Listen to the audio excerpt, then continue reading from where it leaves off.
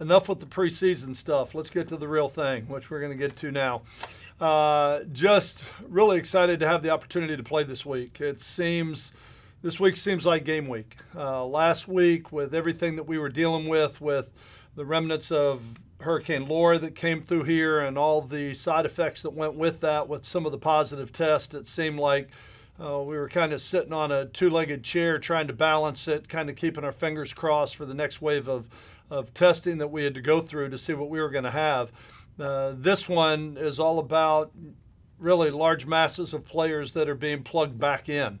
It's almost like an adrenaline shot into the program right now. We've had such small numbers and really haven't had the opportunity to put on pads since last Saturday, which I think was the 5th. When we had a really spirited practice out there, and then that's when things kind of started to unravel. So excited about this week, about getting out there, getting in practice, and getting to play the game. And I know with a lot of excitement with not only playing, but having the opportunity to start with the conference game on the road for 7 of the last 8 years. But to have it'd be Southern Miss and the rivalry of Dixie, and just excited about having the opportunity to play in this game that has such great history and tradition to it. And now that both of us being in Conference USA, knowing that this is a year in and year out. We talked about this 7 years ago when we got into Conference USA, how great it's going to be to have conference rivalry games with the geographic locations of schools like Southern Miss, UAB, North Texas. I mean, so really excited to have the opportunity to play this game. I know the team a week ago was hard for everybody.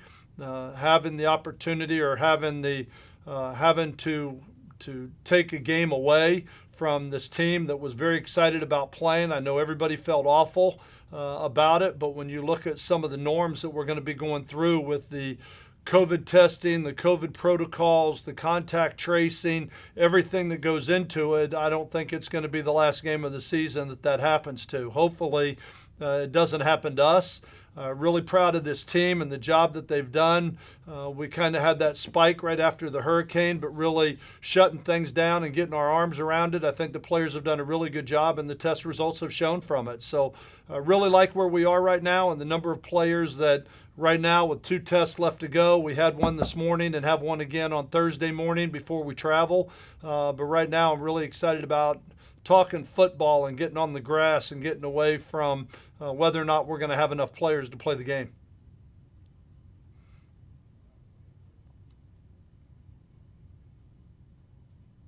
Go ahead, Christian.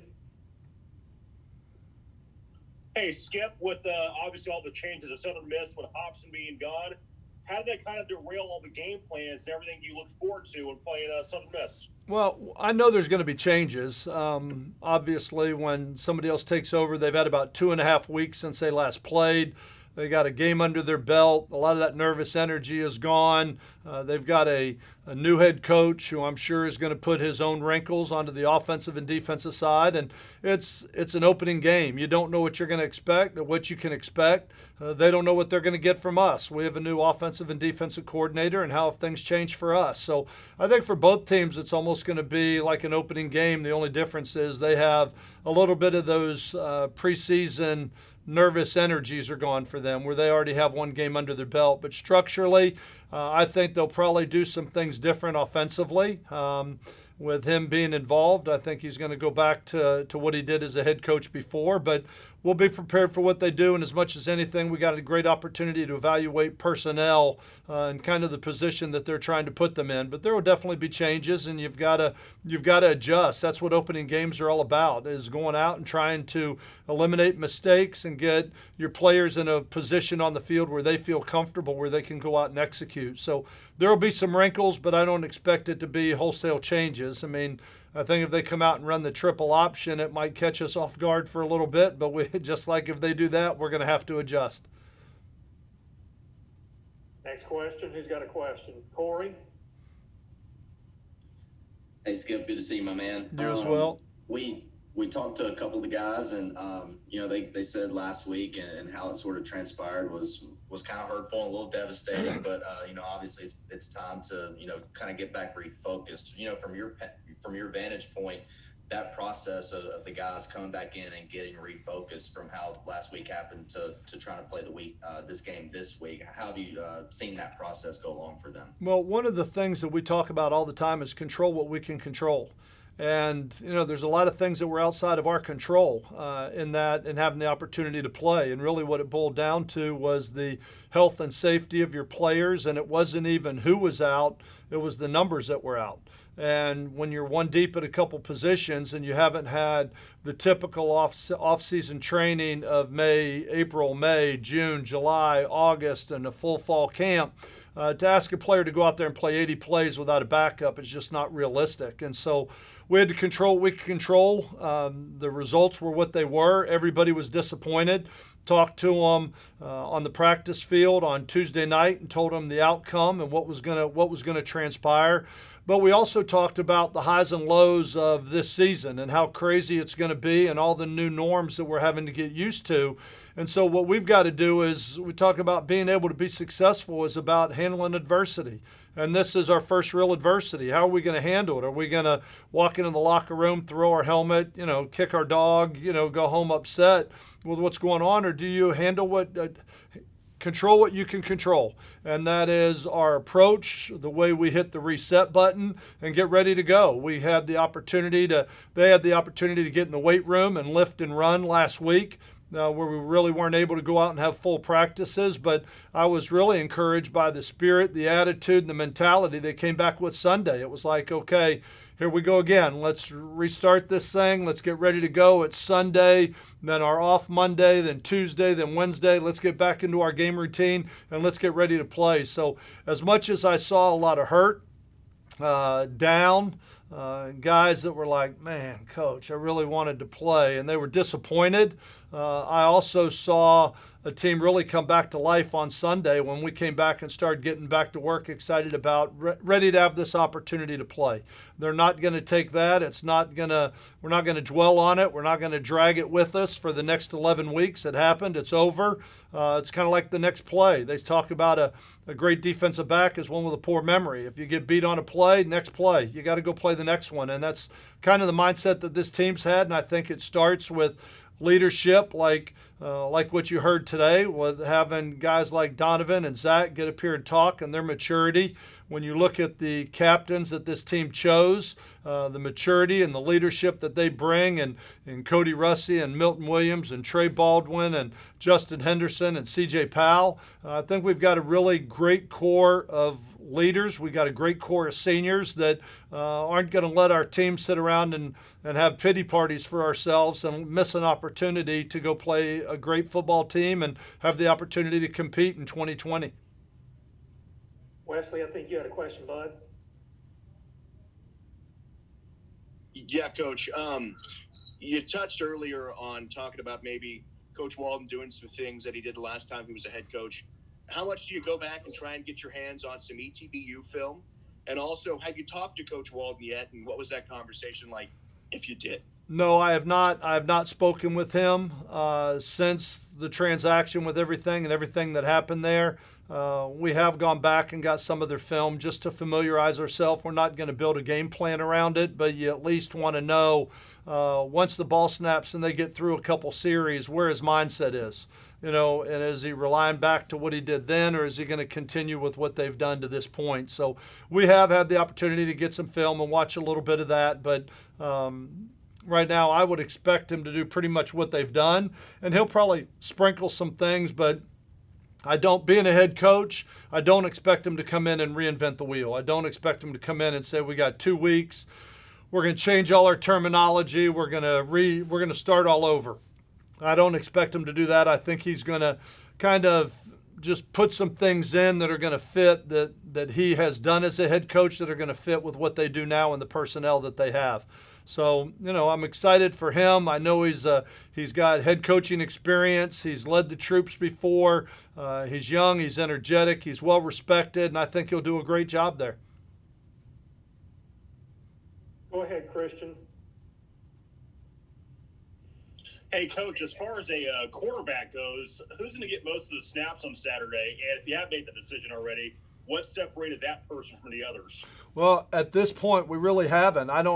mean, this is hard to believe, but since our press conference a week ago, really we've had a 10-minute Pascal is all we've done competitive-wise, because when the game got canceled last Tuesday, and then we weren't on the field, so they were lifting and running last week, and we got on the field for a little bit Sunday night and haven't been on the field yet today. So really, since last week, we haven't been in a position to evaluate either quarterback. We wanted to come into this week, have a great week of practice on Tuesday, Wednesday, Thursday, kind of put some of the wrinkles into the game plan that we want to do, but also evaluate where we are. We need to get a lot of these players that are coming back, not only last week, but this week, kind of into the game plan and what we're trying to do, and we'll make that decision probably at the end of the week right now with where we are.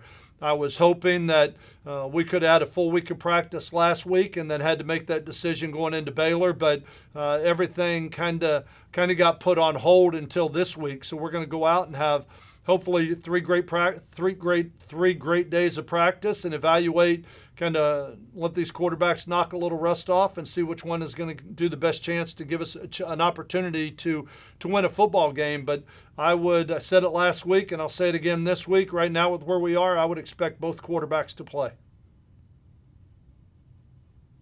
Go ahead, Wesley. Obviously, the news this weekend that Baylor had found another non-conference opponent. You guys worked pretty fast.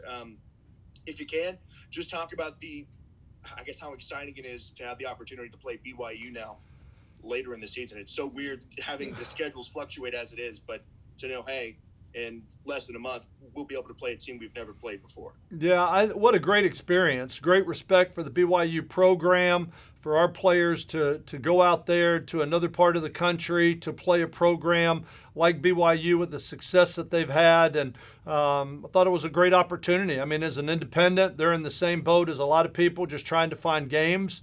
And so I thought it worked out. It was an open date for us, but then last week ended up being an open date. So I think, and who knows what's going to happen in the next 11 weeks of the season. Somebody may spike the week that they play us, and that game may get canceled. So right now, having the opportunity to put another game on the schedule, I think is of BYU's of their caliber. When you looked at them go out and play their opening game against Navy, I wasn't real excited about playing them when I watched that game, but we think it's going to be a great challenge, and I know our players are excited about that. And so, you don't know what's going to happen with Baylor. That one may have the opportunity to come back. I know both of us are trying to make it work. If we both have a game canceled, I said before, we both have the game plans from the summer stuck in the filing cabinet, that if we got to pull them out on Sunday and dust them off and say, hey, this week that game got canceled, so we're going to play Baylor. I think you're going to see some of that happen this year. And so it's what I said before, keep your knees bent and stay flexible. But I think we're really excited about having the opportunity to add a quality opponent like BYU that we can put onto the schedule. It's certainly, when you look at when Houston Baptist got added to the schedule, I mean, you look at their quarterbacks thrown for 500 yards and 600 yards the last 2 weeks against North Texas and Texas Tech. And so, all of a sudden that game's going to become a heck of a football game, and BYU's a heck of a football game. And if Baylor can get added, knowing the quality opponent that is, but our football team just wants to play. I mean, we're excited about getting into conference this week. We understand where we are. This isn't going to be a traditional year, but any opportunity we can have to get on the field and to get a chance to play this game, to kind of show our talents and abilities and take an opportunity to maybe grow and improve as a football team, this team is excited about. I went to them and asked them about it when it first came up, where BYU was open that date and we had that open date, and the conversation started. I went to the football team and said, look, I don't want to do this if you don't want to. This is not about just an administrative decision of, oh, hey, let's go play them now, and we're just going to pawn off each and every week. I went to the team and said, what do you want to do? And they said, we're in. You know what? Sign us up. We want to play it. They're excited about it. And I relayed that to Tommy, the athletic director, and now it's finalized. So I'm appreciative that we were able to add an 11th game to our season. Just hopeful that we can play as many games as we can as we get down the stretch. Question? Corey? Skip, normally, you'd get at least one tune-up game before you open up conference play. Unfortunately, you won't have that opportunity this year. Talk about I guess the normal pressure that goes along with playing within a conference game, and with you guys obviously not having those game snaps already, what's that level of pressure heading into this weekend? Yeah, it creates some concern that you have so many new faces, as we've talked a lot about the nine new positions on defense, 9 new starters over there, having a new quarterback, not having spring practice, not having a full summer, not having a full fall camp where you can fully develop, because that's one of the things that we've talked about is our success here has been about developing the players in our program, and not really having that creates a little bit of nervous energy.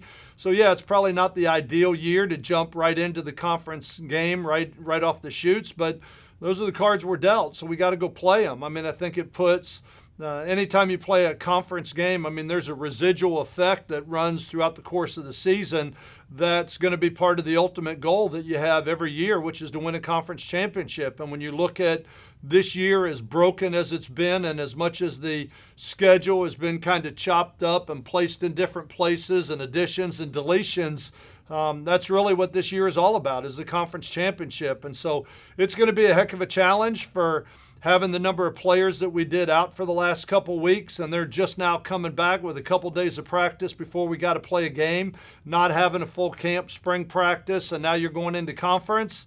It's going to be a challenge, but those are also the opportunities you're looking for, because we could use this in 2 ways. We could use it as an excuse when the game is over to say, well, we didn't have spring and we didn't have fall camp and we had a short week and a lot of guys were out and we hadn't put on pads in 2 weeks, and you could woe is me and have your own little pity party, or you can roll your sleeves up and say, guys, we're playing.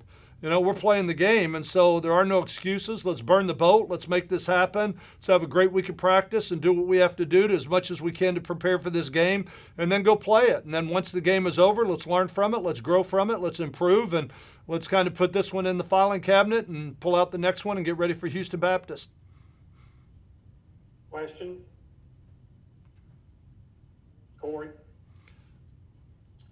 Obviously, with this year being the unconventional year that it was, is it kind of maybe a blessing in disguise that you guys are opening up the year on the road?